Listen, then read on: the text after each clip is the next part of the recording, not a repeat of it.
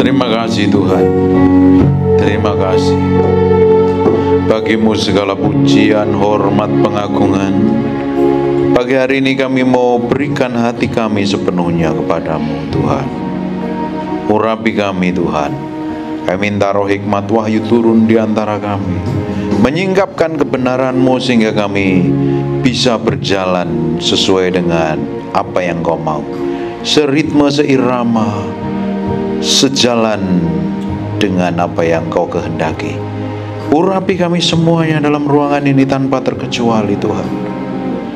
Roh Kudus, kami bergantung sepenuhnya kepadamu. Kami minta Engkau mengurapi dan tinggal di tempat ini. Dalam nama Yesus kami mau belajar firman-Mu. Haleluya, amin. Silakan duduk dalam hadirat Tuhan. Hari ini kita akan belajar sesuatu, dan saya berdoa apa yang kita pelajarin akan membuat kita ini semakin menjadi orang yang tekun, menjadi orang yang gigih, menjadi orang yang tidak gampang menyerah. Tapi dalam kondisi apapun kita semakin powerful, karena iman kita akan diuji lewat situasi dan keadaan. Kekristenan kita akan diuji lewat hal-hal yang tidak enak, hal yang menyakitkan. Apakah kita ini didapatin menjadi orang yang sungguh mencintai Tuhan atau tidak? Kekristenan kita yang sejati akan terlihat ketika kita dibawa ke dalam persoalan-persoalan yang rumit, dalam keadaan-keadaan yang sulit terespon, dan sikap hati kita akan menunjukkan siapa kita sebenarnya di hadapan Tuhan. Dan harusnya kalau kita sudah memulainya dengan roh, kita akan mengakhirinya dengan roh. Bukan memulai dengan roh, tapi mengakhiri dengan daging. Kita harus tetap powerful. Tambah hari tambah kenal Tuhan, tambah hari tambah memiliki kepekaan, tambah hari tambah hidup takut akan Tuhan, tambah hari tambah semakin belajar berjalan sesuai dengan ketetapan ilahi. Bukan tambah hari tambah bejat, tambah rusak, tambah ngawur hidupnya. Bukan tambah berantakan. Tambah hari tambah ikut Tuhan, tambah cinta Tuhan. Sama seperti sebuah pernikahan yang benar di hadapan itu, tambah hari tambah sayang dengan pasangan hidupnya. Amin. Nah, mungkin tambah hari tambah bosan, tambah hari tambah kenal, tambah hidup bersama, melukis kenangan indah, menulis diari bersama, ya tentunya banyak kenangan yang indah, ya tambah hari tambah sayang sama pasangan hidupnya. Saya tidak habis pikir kalau tambah hari tambah nggak sayang sama pasangan hidupnya itu ada yang salah dengan hidupnya. Makanya harus memiliki hati yang benar dulu di hadapan Tuhan. Kalau kita memiliki hati yang benar di hadapan Tuhan, saya pastikan Bapak Ibu, engkau semakin sayang sama pasangan hidupmu. Katakan amin. Semakin kita hidup benar di hadapan Tuhan, semakin kita kenal kehendaknya. Kita nggak mau sembarangan, tidak sembrono lagi. Dalam kondisi apapun kita melihat bahwa Tuhan itu baik adanya. Sekalipun kondisi kita nggak baik, tetapi Tuhan tetap baik. Amin. Lihat sekarang di Ibrani pasal yang ke-10, kita lihat ayat yang ke-39, 38 mulai. Tetapi orangku yang benar akan hidup oleh iman, dan apabila ia mengundurkan diri, maka aku tidak akan berkenan kepadanya. Orang benar hidup oleh karena iman. Iman timbul dari pendengaran firman Kristus. Harusnya tambah hari, tambah kita kenal firman, tambah powerful, tambah cinta Tuhan, tambah berjalan dalam ketetapannya. Tidak ada pernah muncul dalam benakmu ngomong mau mengundurkan diri. Apa itu lagu Follow Jesus itu apa? Judulnya apa itu?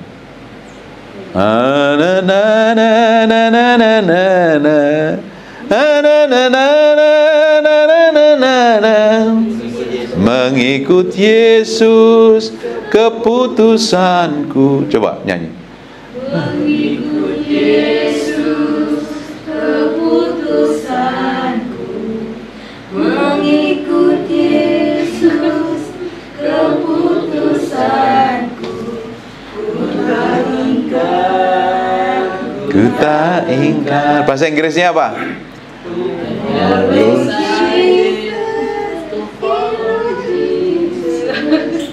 Suaranya merdu semuanya. Sekali kita ikut Yesus, kita tidak akan pernah mengundurkan diri dalam kondisi apapun. Justru dalam kondisi yang berat itu iman kita teruji. aslinya kekristenan kita teruji dalam kondisi yang tidak nyaman, kondisi-kondisi yang tidak enak. Makanya Alkitab ngomong begini nih, tetapi orangku yang benar, ini orang yang benar loh di hadapan Tuhan, orang percaya akan hidup oleh iman. Dan apabila ia mengundurkan diri, ketika orang benar tadi mengundurkan diri, orang yang rajin ibadah tadi mengundurkan diri, orang yang sudah pelayanan bertahun-tahun, mungkin orang-orang rajin terlibat kegiatan rohani, kegiatan apapun lah namanya, tetapi di ujungnya dia mengundurkan diri, aku tidak akan berkenan kepadanya. Tetapi kita bukanlah orang yang mengundurkan diri dan binasa, tetapi orang yang percaya dan beroleh hidup. Coba sekarang lihat di ayat yang ke-36-nya. Sebab kamu memerlukan ketekunan, supaya sesudah kamu melakukan kehendak Allah, kamu memperoleh apa yang dijanjikannya itu. Jadi butuh ketekunan. Banyak orang bergumul ingin melihat pasangan hidupnya diubahkan, melihat keuangannya diubahkan, melihat apa yang dikerjakan yang alami breakthrough dan terobosan, melihat pergumulannya dijawab Tuhan. Tetapi karena tidak dijawab Tuhan bertahun-tahun, ada yang nunggu pasangan hidupnya diubahkan sampai 15 tahun, 30 tahun, belum diubah juga. Akhirnya nyerah. Apa yang terjadi? Ya nggak akan dapat apa-apa. Dibutuhkan ketekunan. Ketekunan itu tidak ada kata akhirnya, tidak ada kata finishnya. Ketekunan itu sampai akhir seluruh kehidupan kita harus lakukan dengan ketekunan. Bapak Ibu berdoa, belajar firman pun dibutuhkan ketekunan. Karena tanpa ketekunan kita tidak akan bisa melihat sesuatu yang ajaib dalam kehidupan yang akan dinyatakan dalam kehidupan kita. Saya jadi hamba Tuhan butuh ketekunan. Bertahun-tahun ke Jakarta dari tahun 98. Tidak ada yang saya kenal, tidak ada orang mau kenal saya, tidak ada orang mau dengerin khotbah saya. Siapa saya? Bukan siapa-siapa. Tapi saya butuh ketekunan. Saya kejar Tuhan, saya cari Tuhan, saya berdoa pagi, siang, sore, dan malam. Saya belajar firman terus setiap hari. Belajar firman, kejar Tuhan, mempersiapkan diri dengan baik. Tahun 2000, tahun 2005, tahun 2010, tahun 2015, tahun 2020. Belum terlihat jelas perjalanan kekristenan saya seperti apa loh. Tapi suatu hari saya akan melihat, karena hasil dari apa yang saya lakukan setiap hari berjalan bersama Tuhan, saya akan muncul ke permukaan dan orang mau dengerin apa yang saya sampaikan dan akan mengubahkan banyak orang. Baru terjadi 2021 bulan Juni, orang baru mau dengar saya, baru muncul dipercayakan perkara ilahi dalam hidup saya. Dibutuhkan ketekunan. Coba Bapak Ibu bisa bayangkan ketika tahun 2005 saya nyerah, 2008 mungkin saya nyerah, 2011 apalagi 2017 kita ngalami bangkrut, saya nyerah. Apa yang terjadi? Saya tidak akan mencapai destinasi Tuhan. Saya tidak akan berada di posisi sampai hari ini loh. Saya tidak akan melihat bagaimana promosi dan peninggian yang datangnya dari Tuhan itu datang dalam hidup saya ketika saya nyerah. Padahal perjalanan saya nggak akan terlihat mulus dan baik-baik saja, itu ada kesaksiannya.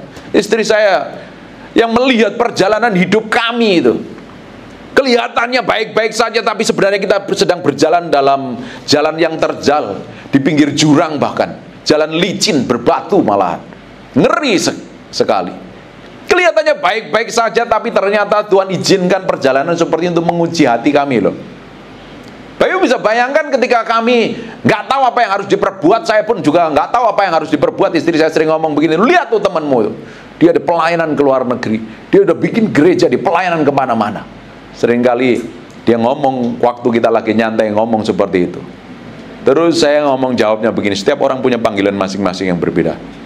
Saya genapin apa yang Tuhan tetapkan dalam hidup saya. Saya lakukan dan setia. Saya belum melihat apa yang terjadi di depan dalam kehidupan saya loh. Dan ternyata selama kita berjalan bersama Tuhan, sekalipun belum terlihat jalan jelas itu, kita berjalan terus bersama Tuhan, sekalipun jalan kelihatannya buntu, nggak ada breakthrough dan terobosan. Dan ternyata di ujung jalan itu Tuhan sedang menunggu kita, melihat kesetiaan dan ketekunan kita seperti apa di hadapan Tuhan. Berapa banyak orang sedang berdoa menantikan breakthrough dan terobosan, dan kok nyerah di tengah jalan. Capek, aku lelah, aku rasanya sudah putus asa.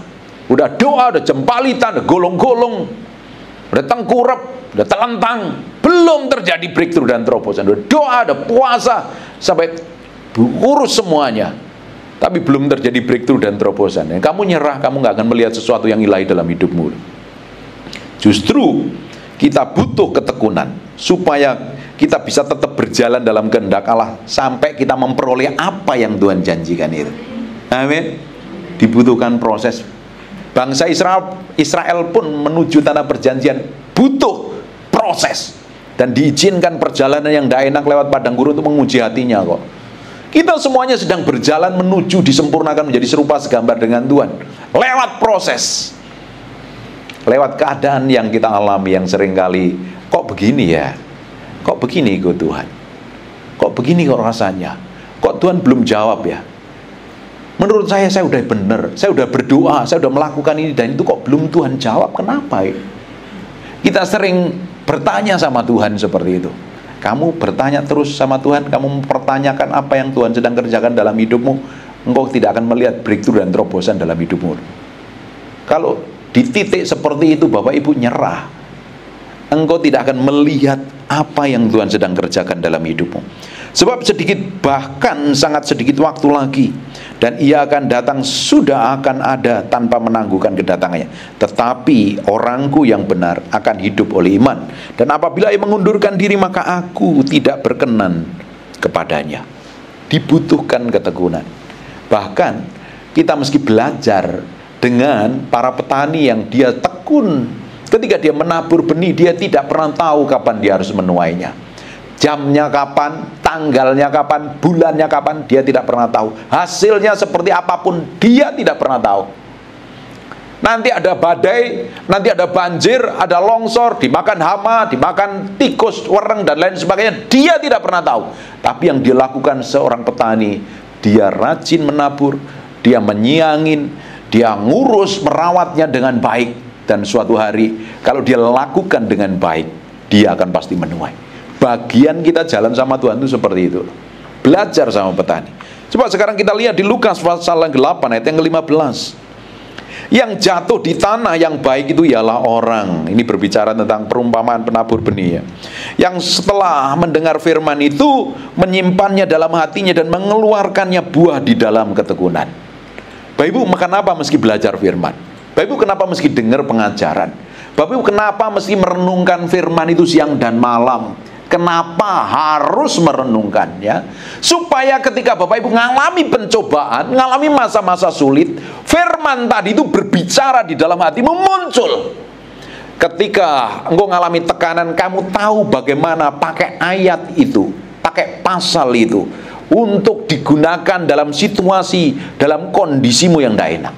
Banyak orang Kristen babak belur, banyak orang Kristen jatuh di dalam dosa karena tidak pernah tahu pakai ayat yang mana, pasal yang mana ketika mengalami godaan dan pencobaan. Berapa banyak orang jatuh di dalam dosa, dikuasai hawa nafsu dan keinginannya karena tidak bisa menaklukkan dirinya. Dia nggak bisa hidupin firman, dia nggak bisa pakai firman yang direnungkan itu. Makanya kita perlu merenungkan firman. Kenapa kita mesti belajar firman? Supaya dalam kondisi-kondisi susah kita bisa praktek firman itu dan kita ngalamin kemenangan. Amin. Alkitab katakan firman, kebenaran yang kamu mengerti, kebenaran itu akan memerdekakan kamu. Yohanes pasal 8 ayat 32. Makanya kita perlu ngerti kebenaran supaya kita dimerdekakan dari semua kebodohan, dari semua belenggu yang mengikat kita, yang akhirnya membatasin rencana Tuhan terjadi dalam kehidupan kita. Benih yang ditabur disimpan di dalam hatinya dan mengeluarkan buah di dalam ketekunan. Dengar firman, renungkan firman. Bapak Ibu perlu belajar merenungkan firman loh, praktek firman.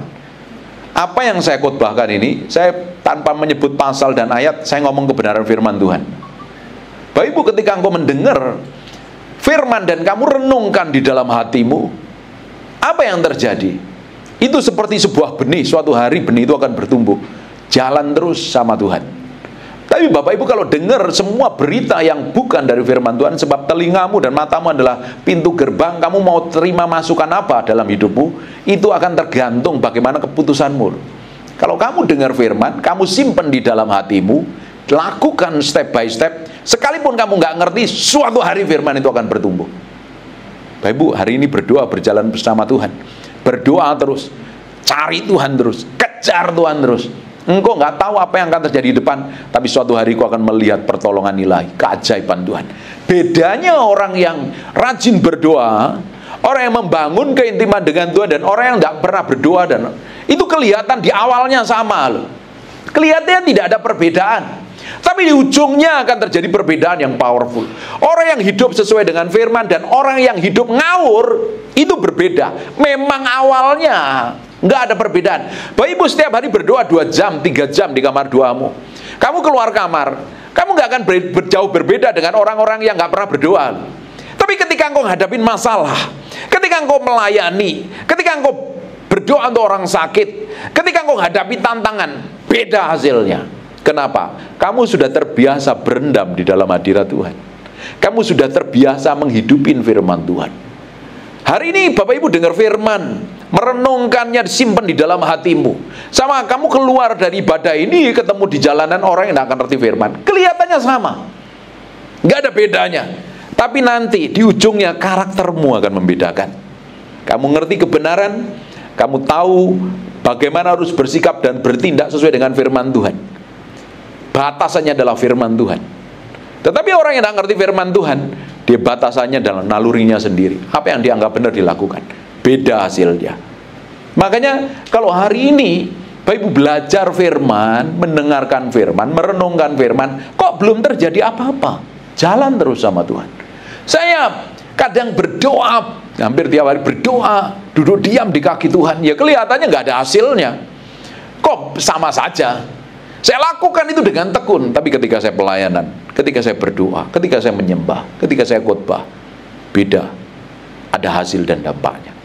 Karena orang yang diam di dalam hadirat Tuhan, orang yang hidupnya takut akan Tuhan, itu beda dengan orang yang hidupnya liar. Ketekunanmu akan menghasilkan buah yang powerful. Kita lihat lagi di Roma pasal yang kelima ayat yang ketiga mulai ya. Dan bukan hanya itu saja, kita malah bermegah juga dalam kesengsaraan kita, karena kita tahu bahwa kesengsaraan itu menimbulkan ketekunan. Bapak Ibu, kalau engkau pingin hidupmu semakin tekun dan teguh, engkau harus mengalami banyak penderitaan. Besi menajamkan besi, manusia menajamkan sesamanya. Karena ternyata kesengsaraan di Roma 5 ayat yang ketiga, Bapak Ibu, kesengsaraan yang terjadi dalam diri kita itu bagus buat manusia batin kita loh. Karena kalau kita bertahan, kita semakin tekun. Siapa yang pernah disakitin terus-terusan? Dan kok akhirnya lama-lama terbiasa dengan kata-kata yang menyakitkan itu. Awal-awalnya dengar perkataan menyakitkan, rasanya nggak bisa tidur, rasanya nggak doyan makan, kepikiran. Tapi lama-lama kamu tekun, kamu serahkan sama Tuhan, udah terbiasa. Udah biasa aja, anggap saja itu angin lalu. Toh aku sekarang naik unta itu ada anjing chihuahua, nggak usah pikirin kok, enjoy aja. Lama-lama kamu bisa bertahan di dalam kondisi kesengsaramu. Kalau kita ini udah terbiasa ngalami penderitaan, Bapak Ibu akan teruji dalam kondisi yang tidak enak pun hatimu tetap nempel sama Tuhan. Ini generasi sandwich ini, generasi burger atau generasi apa ini, banyak kan nggak tahan uji. Ketika ngalami tekanan, jerit teriak, nggak perlu healing ini. Hilang memang kamu pikir sakit atau apa? Kadang nggak teruji, kenapa?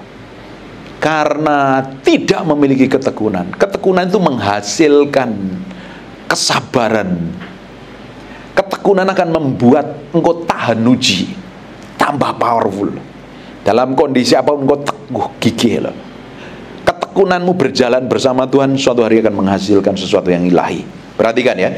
Dan bukan hanya itu saja, kita malah bermegah juga dalam kesengsaraan kita, karena kita tahu bahwa kesengsaraan menimbulkan ketekunan. Katakan kesengsaraan menimbulkan ketekunan. Ketekunan menimbulkan tahan uji. Tahan uji menimbulkan pengharapan, di ayat yang keempat ya. Ternyata ini bagian yang diizinkan Tuhan untuk mendewasakan manusia kita loh. Manusia rohanimu boleh, manusia fisikmu boleh umurnya baru 30-an, tapi manusia rohmu bisa gagah, perkasa, dewasa sekali. Jangan sampai manusia fisikmu 50 tahun, tapi manusia rohanimu seperti anak-anak. Karena apa? Nggak berjalan sesuai ketetapan Tuhan. Kesengsaraan yang diizinkan Tuhan, penderitaan, persoalan, itu membuat kita itu dimurnikan, semakin tahan uji. Nggak gampang tersinggung, nggak gampang marah, nggak gampang amuan. Di sini nggak bebaskan dari rasa tersinggung dan gampang amuan kan. Mungkin dulu gampang tersinggung, kamu sering dengerin khotbah saya ditahan uji loh. Kalau sampai hari ini masih gampang tersinggung, gampang amuan, artinya kamu belum bertekun di dalam penderitaan kok. Saya bilang, kalau Bapak Ibu ketemu dengan orang-orang yang menyakitkan dan melukai hatimu, nyakitin perasaanmu, nyakitin telingamu, itu bagus membuat engkau semakin tahan uji. Penderitaan membuat engkau semakin tahan uji dan semakin engkau kokoh dan teguh. Siapa yang pernah mengalami kekurangan gak pernah punya uang? Dulu pernah kan? Pernah ngalami gak punya duit sama sekali kan? Waktu pertama kali biasanya pegang duit, terus tiba-tiba gak pegang duit, rasanya dunia mau runtuh kan? Ini ibu-ibu biasanya nih. Sudah begitu, kalau orang yang hidup berkelimpahan gak pernah ngalami seperti ini nih. Ada orang-orang yang hidup dalam kelimpahan. Engkau mungkin gak pernah ngalami seperti ini, tapi orang-orang yang ngalami kekurangan hidup pas-pasan, ketika dulunya pegang duit, tiba-tiba gak pegang duit, terus lihat listrik bunyi, tatit. Di samping itu lihat kompor kedap-kedip, gasnya mau habis, lihat beras mau habis, minyak habis. Apa yang terjadi? Awal-awal itu kamu benar-benar tertekan berat rasanya. Setelah kamu melewatin itu, ternyata penderitaan tadi hanya biasa saja. Terus beberapa bulan kemudian ngalami hal yang sama lagi, ada terbiasa, lama-lama terbiasa. Akhirnya apa? Kamu tahu bahwa Tuhan tetap memelihara hidupmu kan? Bukankah sampai hari ini Tuhan pelihara? Benar apa enggak? Kita semuanya pernah ngalami masa-masa kritis, masa-masa kekurangan, masa-masa susah. Awalnya kita hadapin itu rasanya dunia mau runtuh kan? Waktu Bapak Ibu nggak punya uang sama sekali, uang 50.000 itu loh, seperti sejuta loh rasanya. Ketika Bapak Ibu nggak punya apa-apa, tertekan hebat, nggak makan 2 hari mungkin, kamu terima, lihat nasi pecel aja rasanya kayak restoran bintang 5 kok. Apalagi ngelihat telur dadar, makanan mewah ini. Karena setelah melewatin proses tadi, pengujian-pengujian yang diizinkan tadi, kekurangan-kekurangan yang kita pernah alami dan ternyata Tuhan cukupin, akhirnya kita menjadi orang yang kokoh. Hari ini kekurangan, toh aku bisa melihat kok Tuhan ternyata cukupin kan? Bener apa enggak? Kita semuanya pernah ngalami di titik terendah. Waktu kita ngalami di titik terendah, rasanya dunia mau runtuh rasanya. Nggak taunya kita bertahan, dan ujungnya Tuhan berikan pengharapan dan Tuhan bikin breakthrough kan? Terus kalau kita ngalami lagi, kita udah tahan uji apa enggak? Itu mah biasa kok. Aku udah pernah ngalami di masa lalu. Masa lalu Tuhan tolong, apalagi masa depan Tuhan pasti tolong. Bener apa enggak? Bener apa enggak? Kamu tambah kuat, tambah kokoh kan? Apalagi orang yang sering disakitin, dilukain awal-awalnya, waduh, gak bisa makan, gak bisa tidur, kepikiran, stres, mukanya bermuram durja semuanya ketika ada orang menyakitin, dan rasanya pingin balas dendam. Terus kamu bisa mengampuni. Lama-lama ada sering orang menyakitin, kamu hanya kasih senyum aja, biasa ini mah. Bener apa enggak? Kita itu harus masuk, ngikut Tuhan, berjalan sama Tuhan sampai level seperti itu, sehingga kamu tuh tahan uji, nggak gampang memble, nggak gampang nyerah, karena tahan uji menimbulkan pengharapan. Bayangin Bapak Ibu, kamu sedang berjalan. Saya pernah kasih kesaksian seperti ini. Istri saya waktu itu kita masih dulu 2011 sampai 2016 waktu itu. Hampir tiap tahun, setiap lebaran kita pulang ke Malang. Ikut macet-macetan, buat saya seru. Wah, heboh, seneng banget. Tapi buat istri saya itu penderitaan yang luar biasa itu. Karena dia nggak punya kampung halaman. Ngapain sih kita meski pulang kampung? Ke Malang, kan macet-macetan nggak enak ini. Terus dia bilang, terus dia juga ngomong begini, kenapa sih orang kok seneng tiap lebaran meski pulang kampung? Kan macet-macet itu menderita ya. Karena dia nggak punya kampung, makanya dia berpikir seperti itu. Tapi orang yang punya kampung, dia punya tujuan. Dia akan pulang kampung dan bahagia sekalipun macet-macetan.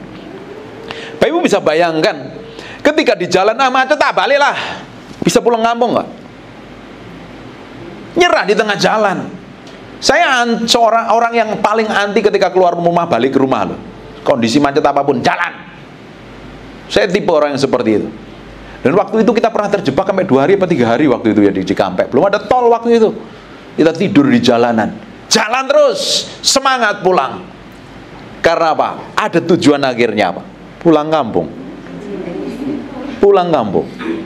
Coba bayangin kalau orang nggak punya tujuan pulang kampung, apa yang terjadi? Ah, males pi, macet pi. Ayo mah, macet mah, ayo kita balik aja mah, cari makanan aja di Jakarta rame-rame lah. Kita nge-mall aja. Akhirnya nggak sampai benar-benar tujuan. Orang yang punya tujuan, sekalipun ngalami tantangan, alami rintangan, dia tidak akan pernah menyerah sampai kapanpun. Dia jalan. Hidup kita tujuan akhirnya nyenengin hati Tuhan loh. Berjalan bersama Tuhan, memerintah bersama Tuhan. Seandainya hari ini pun kita berjalan di dalam lembah kekelaman, kita ngalami penderitaan, kita ngalami kesusahan, kita disakitin, kita dilukain, kita dikecewakan, kamu masih berhenti masa kecewa atau kamu tetap berjalan bersama Tuhan? Nah, tadi di kitab Ibrani dikatakan kan, di kitab Ibrani tadi kan ngomong begini, tetapi orangku yang benar akan hidup oleh iman. Apabila ia mengundurkan diri, maka aku tidak akan berkenan kepadanya. Kamu ngadapin orang yang menyebalkan, menyakitkan, kamu nyerah, sakit hati, kamu mengundurkan diri loh. Kamu nggak melihat bahwa semuanya itu diizinkan Tuhan untuk memurnikan hati kita supaya kita didapatin berkenan di hadapan Tuhan. Ya, kamu sedang disakitin, kamu teriak sama Tuhan, nggak enak, aku pengen balas ini, sakit ini rasanya ini. Siapa yang pernah ngalami seperti itu? Kamu gagal. Ketika responmu salah, ngalami proses yang membuat harusnya kamu tekun berjalan bersama Tuhan, memiliki respon yang benar, terus kamu salah ngambil keputusan, kamu akan ngulang lagi perjalananmu dari awal. Buang waktu, buang tenaga. Harusnya kamu lulus dalam proses itu, terus jalan. Di akhir hidupmu akan berkenan di hadapan Tuhan. Ngikut Tuhan itu ngikutin caranya, ngikutin ritmenya, bukan mau kita sendiri. Kita seringkali ngatur Tuhan. Bahkan yang lebih konyol lagi, kita pingin jadi Tuhan buat orang lain, ngatur hidup orang lain. Kita tidak bisa jadi Tuhan buat orang lain. Kita harus ngikutin maunya Tuhan. Nanti Tuhan akan bawa hidupmu tidak hanya seperti ini saja. Engkau akan dibawa perjalananmu, akan ngalami kemenangan demi kemenangan, promosi demi promosi, peninggian demi peninggian, berkat demi berkat, kelimpahan demi kelimpahan. Tapi engkau juga akan dibawa ke dalam lembah kekelaman untuk ngetes hatimu, didapatin berkenan di hadapan Tuhan apa tidak. Amin. Mulai agak sedep khotbahnya ya. Ibrani ayat pasal yang ke-10 ayat 36. Sebab kamu memerlukan ketekunan supaya sesudah kamu melakukan kehendak Allah, kamu memperoleh apa yang dijanjikan itu. Dibutuhkan ketekunan. Sampai janji digenapin itu dibutuhkan ketekunan. Saya dinubuatkan waktu itu tahun 96, waktu itu kondisi saya masih belum bertobat sepenuhnya, masih nakal. Tahun 96 ada hamba Tuhan menubuatkan sesuatu sama saya, suatu hari engkau akan dipakai Tuhan bla bla bla bla bla bla. Tahun 96. Dan saya percaya nubuatan itu akan digenapin.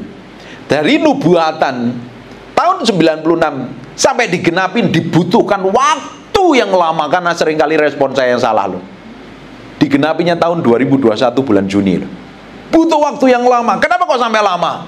Kadang diizinkan Tuhan, diizinkan lewat perjalanan-perjalanan yang tidak enak, menguji hati kita. Kadang respon salah, ngulang lagi dari nol. Sikap kita yang salah, ngulang dari nol. Makanya jagain hati kita begitu rupa. Ketika Daud diurapi baru umur sekitar 16 tahun, mukanya masih kemerah-merahan kok. Diurapi menjadi raja loh. Tidak langsung menjadi raja, tapi menjadi mantunya raja. Setelah menjadi mantunya raja, sama mertuanya dikejar-kejar mau dibunuh. Butuh waktu yang lama, kurang lebih hampir 14 tahun lebih. Dikejar-kejar mau dibunuh, baru dipromosi jadi raja.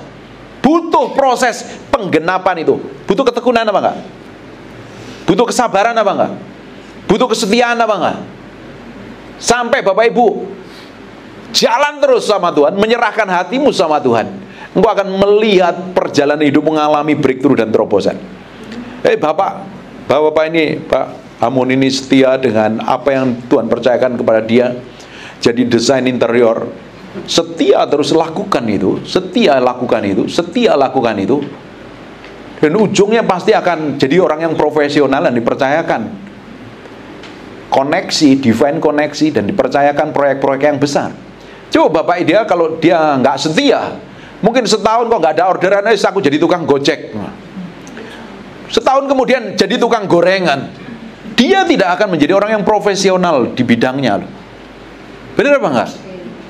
Bayangin, Daud juga yang ngalami yang sama ketika dia diurapi jadi raja, tidak langsung jadi raja, jadi mantunya raja. Wah, deket-deket nih aku jadi raja. Ternyata malah dikejar-kejar. Tapi dia setia mencari Tuhan. Dia pegang janji itu. Dia pegang janji itu. Ternyata beberapa hari sebelum dipromosi jadi raja beneran, pengikutnya mau lemparin batu loh di Siklag. Waduh, tidak ada pengharapan. Namanya mereka nangis, teriak sampai air matanya kering. Nggak ada pengharapan ini. Ternyata selang beberapa hari Saul mati dan dia jadi raja. Daniel, Sadrak, Mesak, dan Abednego, Yusuf juga ngalami yang sama. Abraham juga ngalami yang sama. Abraham ini lebih konyol lagi ini. Tuhan janjikan, engkau akan menjadi bapa segala bangsa, anakmu, cucumu seperti bintang di langit, pasir di laut. Tapi dia coba genapi dengan keinginannya sendiri, akhirnya bikin problem kan. Wah, gua ini nggak punya anak nih. Tuhan memang janjikan nih, ngomong kan, istrinya ngomong sama suaminya, wah ini aku udah tua nih, gimana ini? Nggak mungkin ini, pakai akalnya. Wah, bikin hitung-hitungan nih. Itu kan ada mbak-mbak itu. Tidurono wis nanti punya anak, bener punya anak. Akhirnya bikin trouble sampai hari ini kan, keturunannya. Betul apa enggak? Jadi apa yang Tuhan janjikan itu kita tidak bisa genapi pakai kekuatan kita. Kamu genapi apa yang Tuhan janjikan dalam hidup pakai kekuatanmu, kamu berdarah-darah, capek dan lelah. Kita butuh ngikut Tuhan. Waktu kita ngikut Tuhan, ngikutin caranya butuh proses. Namanya proses permukaan yang menyakitkan tadi. Tapi nanti waktu kairosnya Tuhan, waktunya Tuhan yang tepat, apa yang terjadi? Engkau sudah matang secara rohani, engkau sudah dewasa secara rohani, engkau tidak mudah jatuh ketika engkau sedang dipromosi. Amin. Kalau hari ini sedang berada di pinggir jurang, bersyukur. Hari ini engkau di tengah sumur kering, di tengah hutan belantara, di padang gurun kering, bersyukur. Tuhan sedang ngurusin hatimu. Tuhan sedang ajarin kamu untuk tekun setia berjalan sama Tuhan. Bayangin Yusuf, kalau dia tidak tekun menantikan apa yang Tuhan berikan lewat mimpinya, dia nyerah di sumur, dia nyerah di penjara. Apa yang terjadi? Batal janji itu digenapi. Hari ini apa yang Tuhan janjikan dalam hidup? Terus belum digenapin kamu masih teriak-teriak, cerat-cerit kayak orang gak kenal Tuhan. Temuin pendeta, minta ditumpangi tangan pendeta, kepalamu ditumpangi tangan, diurapi minyak, didoakan, dititipin. Dipikir pendeta itu titipan JNE atau apa gitu ya. Titip doa ini, titip doa itu. Bapak Ibu, jalanin prosesmu sendiri bersama Tuhan. Sekalipun tidak enak, sekalipun berat, tapi di ujungnya engkau akan melihat sesuatu yang ilahi.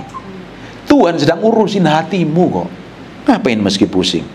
Di Yakobus pasal pertama ayat yang ketiga, sebab kamu tahu bahwa ujian terhadap imanmu itu menghasilkan ketekunan. Katakan ujian iman menghasilkan ketekunan. Enak nggak ujian iman? Kekristenan itu kan kita pikir indah dan sejuk dengan pakai AC, pakai baju wangi, datang ibadah, sorak-sorai di gereja. Itu namanya ibadah raya. Tetapi kekristenanmu yang sejati ketika engkau pulang dari rumah ketemu pasangan hidupmu yang horor, keterima melihat rekeningmu yang nolnya pada gelinding semua, melihat bisnismu yang gak jelas, ketika kamu ketemu dengan orang-orang yang menyebalkan, mungkin pegawai, pembantu atau siapapun juga yang menyebalkan, ketemu dengan orang-orangmu, ketemu bosmu yang kelakuannya buruk dan jelek, disitulah engkau diuji imanmu, lulus apa tidak. Dan apa yang terjadi? Sebab kamu tahu bahwa ujian terhadap imanmu itu menghasilkan ketekunan. Ayat yang keempatnya, dan biarlah ketekunan itu memperoleh buah yang matang. Katakan buah yang matang. Buah yang matang di pohon itu enak nggak? Enak. Kalau buah yang setengah buah keringgo, tahu nggak keringgo tuh? Masih muda tapi matang. Manis atau asam? kecut segabungnya. Yang suka rujak itu seneng itu, yang kayak begitu-begitu. Tapi kita itu pingin jadi buah yang matang, yang manis. Buah yang matang itu manis. Katakan manis. Dalam sikap, tindakan, perkataan, perbuatan. Kalau hari ini mukamu sering kecut, asem, artinya kamu belum buah jadi buah yang matang. Harus dimatangkan di pohon lewat proses. Tenang aja, dijagain Tuhan, kan makan kelelawar nanti. Tenang aja. Kecuali kamu bikin dosa, kamu benar-benar dimakan kelelawar itu. Dan biarlah ketekunan itu memperoleh buah yang matang, supaya kamu menjadi sempurna dan utuh dan tidak kekurangan satu apapun. Pingin nggak tidak kekurangan satu apapun ini? Semua orang pingin kan? Tapi kan harus lewat ujian. Dan harus melewatin itu loh, supaya disempurnakan. Dan di ujungnya berkenan di hadapan Tuhan. Ujung dari kekristenan kita itu disempurnakan menjadi serupa segambar dengan Kristus loh. Ya kita ini siapa? Model kita berantakan semuanya kok. Coba lihat dalam diri kita ini yang keluar dari tubuh kita ini kan nggak ada baik-baiknya sama sekali kan? Sadar nggak? Udah begitu bangga lagi. Tepuk dada nih, lihat gua. Coba lihat bangun tidur kamu, itu baunya apa itu? Terus ngaca di matamu ada keluar apa? Dari hidungmu keluar apa? Belum dari yang lain-lain itu. Beraroma, nggak sedap semuanya itu. Terus udah begitu, membanggakan diri kan keterlaluan ya, sombong lagi. Udah begitu. Kita itu sedang disempurnakan loh. Sebenarnya dalam diri kita tidak ada yang baik sama sekali loh. Karena ada Tuhan, kita itu akhirnya dibawa, disempurnakan menjadi serupa segambar dengan Tuhan, sehingga orang bisa melihat kemuliaan Tuhan yang memancar dalam kehidupan kita. Asli nih, renek sing apik blas. Welek kabeh. Begajul, ngototan, karpe dewe, ngamuan, gampang tersinggungan, pelitnya bukan main, serakah tamaknya bukan main, merasa paling hebat sendiri. Dalam diri kita seperti itu, dan itu harus disempurnakan, dan itu harus diremukkan, dan itu harus dimatikan, supaya ujung kehidupan kita ini menjadi serupa segambar dengan Kristus. Katakan amin. Jadi kenapa kita harus bertekun dalam segala hal? Karena di ujungnya engkau sedang akan dibawa dalam kesempurnaan, dan di ujungnya engkau akan mengalami hidup berkelimpahan dalam segala hal. Amin. Sekarang kita lihat di 2 Petrus pasal yang pertama. 2 Petrus pasal yang pertama, ayat yang ke-6 mulai. Kita akan lihat mulai ayat yang ke-5 saja. Justru karena itu kamu harus dengan sungguh-sungguh, katakan dengan sungguh-sungguh. Ini main-main atau enggak? Kalau ngomong kamu harus dengan sungguh-sungguh, berusaha menambahkan kepadamu imanmu kebajikan, dan kepada kebajikan pengetahuan, dan kepada pengetahuan penguasaan diri. Ini ada pertambahan enggak? Orang kayak begini nih, ada progresnya enggak? Ada perubahannya enggak? Bapak Ibu, kalau Bapak Ibu menjadi orang Kristen udah bertahun-tahun dengerin khotbah dari macam pendeta, dari pendeta onsite, pendeta online, dari persekutuan doa, dari YouTube, dari TikTok, dari macam media sosial. Tapi kalau kekristenanmu tidak bertumbuh, kamu perlu bertanya sama Tuhan loh. Aku ini boncel, kerdil atau idiot ini Tuhan secara rohani. Kalau kekristenanmu tidak bertumbuh di dalam Tuhan, berarti ada yang salah dan harus diperbaiki. Ada yang harus diubahkan. Amin. Karena perjalanan kekristenan kita itu naik, diubahkan menjadi serupa segambar dengan Tuhan, mengalami promosi dan peninggian yang datangnya dari Tuhan. Katakan amin. Progresnya seperti ini. Justru karena kamu harus dengan sungguh-sungguh berusaha menambahkan kepada imanmu kebajikan, dan kepada kebajikan pengetahuan, dan pengetahuan penguasaan diri, dan kepada penguasaan diri ketekunan, dan kepada ketekunan kesalehan. Hasil dari Bapak Ibu hidup tekun, hidup takut akan Tuhan, akhirnya kamu memiliki kehidupan yang saleh, yang mencerminkan kemuliaan Tuhan. Dan kepada kesalehan, kasih akan saudara-saudara, dan kasih akan saudara, kasih akan semua orang. Akhirnya orang bisa melihat manifestasi Tuhan dalam hidupmu. Belajar ketekunan, berdoa, main musik pun kau juga harus belajar dengan tekun. Mau belajar pelayanan, saya khotbah pun saya juga dengan tekun. Mau orang mau dengar khotbah saya atau enggak, orang enggak mau dengerin, saya dengan tekun menyampaikan kebenaran firman Tuhan. Suatu hari saya akan melihat orang akan diubahkan melalui apa yang saya sampaikan. Bapak Ibu kerja pun dengan tekun. Kamu kerja ini yang generasi di atas, lahir di atas tahun 2000 nih. Kamu kalau nggak tekun, kamu nggak akan dapat apa-apa. Kamu kerja pindah kayak kutu lompat, kamu nggak akan memiliki pengetahuan. Harus tekunin apa yang Tuhan percayakan dalam hidupmu. Lakukan dengan sepenuh hati. Apapun yang Tuhan percayakan hari ini dalam hidup kita, kita lakukan dengan tekun, dengan setia. Sebab dari sananya, dari apa yang kita kerjakan, apa yang kita lakukan, Tuhan akan berkatin kita. Tuhan akan promosi kita. Amin. Tuhan melihat kesetiaan kita. Kesetiaanmu akan diuji lewat persoalan, lewat masalah. Imanmu pun akan diuji lewat persoalan dan masalah.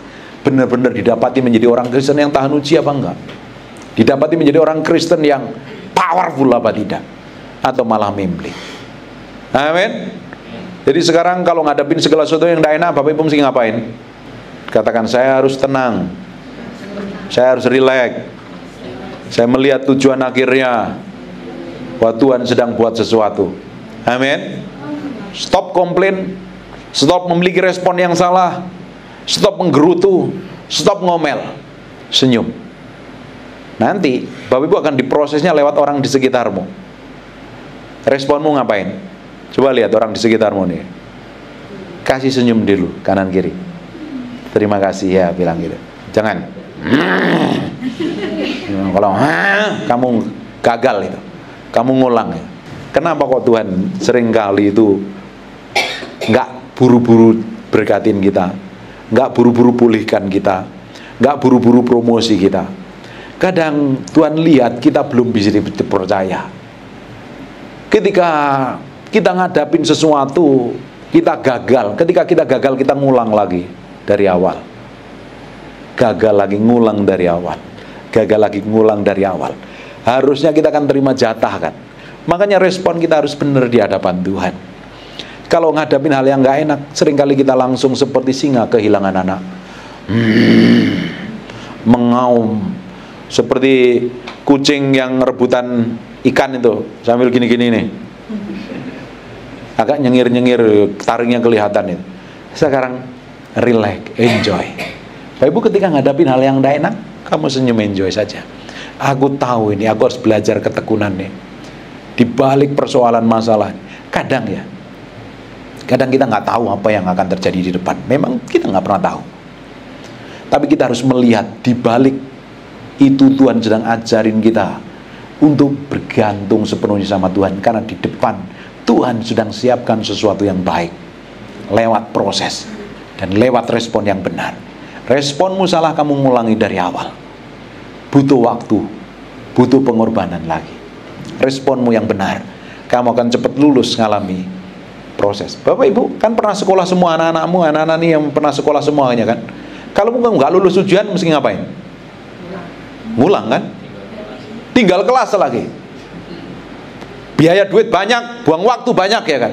Kalau nggak lulus terus, lama-lama kamu tua di sekolah loh. Bener apa enggak? Kalau tua di sekolah lama-lama artinya apa? Kurang pinter kan? Kata Alkitab bodoh itu loh.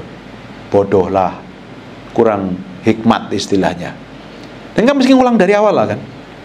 Lebih baik kita itu ngikutin Tuhan saja, ngikutin jalannya, ngikutin maunya.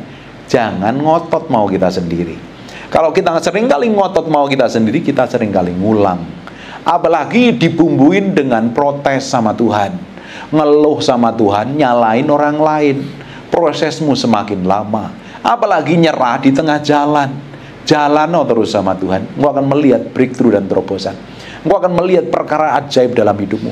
Hari ini belum lihat jawaban Tuhan, hari ini belum melihat terobosan Tuhan, hari ini engkau belum melihat pemulihan keuanganmu. Lakukan yang menjadi bagianmu. Setia, setia terus. Orang marketing tahu ini kok. Kalau kamu ingin menjual banyak, ya temuin sebanyak mungkin orang. Ya, kamu baru nemuin 2 orang ditolak, kamu nyerah ya, kamu nggak akan jual apa-apa. Bener apa? Ini orang marketing tahu itu. Ya, kamu baru melakukan hanya belum apa-apa kamu udah nyerah. Baru berdoa 2 minggu, belum terjadi jawaban, udah capek lah, Tuhan gak ingat saya. Siapa bilang Tuhan gak peduli kamu? Siapa bilang Tuhan gak ingat kamu? Tuhan sedang ngelihat kok, nguji hati kita kok. Bener nggak kita didapatin memiliki hati yang bergaul sama Tuhan? Perjalanan orang Israel diizinkan lewat padang gurun untuk menguji hatinya orang Israel, nempelnya sama Tuhan apa tidak. Kalau hari ini kita ngalami banyak hal yang tidak enak, sebenarnya diizinkan Tuhan untuk menguji hatimu nempelnya sama Tuhan apa tidak. Benar? Mencintai Tuhan atau malah sebaliknya. Tapi ketika kamu didapati menjadi orang yang tekun, berdoa, mencari Tuhan, mengejar Tuhan, jerit sama Tuhan, kalau perlu doa dan puasa, merenungkan firman Tuhan, belum melihat breakthrough dan Tuhan, jalan terus sama Tuhan. Kamu belum melihat terobosan, jalan terus sama Tuhan. Jalan sama Tuhan memang nggak tahu kejelasannya, tapi yang kita tahu di ujungnya Tuhan pasti buat sesuatu yang ilahi. Amin. Jalan sama Tuhan itu seringkali ngeblank, hanya disingkapkan selangkah demi selangkah. Bukankah setiap langkahku dipimpin oleh Tuhan? Firman-Mu adalah pelita bagiku dan terang bagi jalanku kok. Step by step dipimpinnya. Tuhan gak singkapkan jauh ke depan, step by step, supaya kita bergantung sama Tuhan. Step by step perjalanan kita bersama Tuhan dulu, Tuhan mau ubahkan hati kita menjadi serupa segambar dengan Dia. Amin. Saya berdoa apa yang kita pelajarin hari ini akan membuatmu mengerti bagaimana berjalan bersama Tuhan di situasi buruk, di situasi doamu belum dijawab, sekalipun mengalami pergumulan. Bangkit berdiri sama-sama, kita berdoa. Bapak, terima kasih buat firman-Mu, kami materaikan dengan darah anak domba, firman yang nempel dalam hati kami berhari-hari, berminggu-minggu, berbulan-bulan, firman menjadi kehidupan. Hamba berdoa untuk orang yang ikut ibadah online ini diberkatin Tuhan. Ibadah online diberkatin Tuhan. Bahwa umat-Mu berjalan dalam kebenaran, berjalan dalam kesucian, berjalan dalam kekudusan. Sekalipun belum melihat breakthrough dan terobosan, dan hamba berdoa mereka bisa melihat keajaiban dan kedahsyatan Tuhan di ujungnya. Terima kasih Tuhan buat siang hari ini. Kami kembalikan untuk hormat kemuliaan bagi nama-Mu saja. Dan kami percaya firman ini termaterai oleh darah anak domba nempel dalam batin kami. Kami diberkati, dikuatkan, dipulihkan, disegarkan kembali dengan hadirat-Mu. Diterangi mata hati kami dengan kebenaran-Mu, supaya langkah kami di ujungnya berkenan sampai garis akhir. Terima kasih Tuhan, kami kembalikan segala hormat, pujian, pengagungan bagi nama Tuhan Yesus Kristus. Haleluya. Amin. God bless you.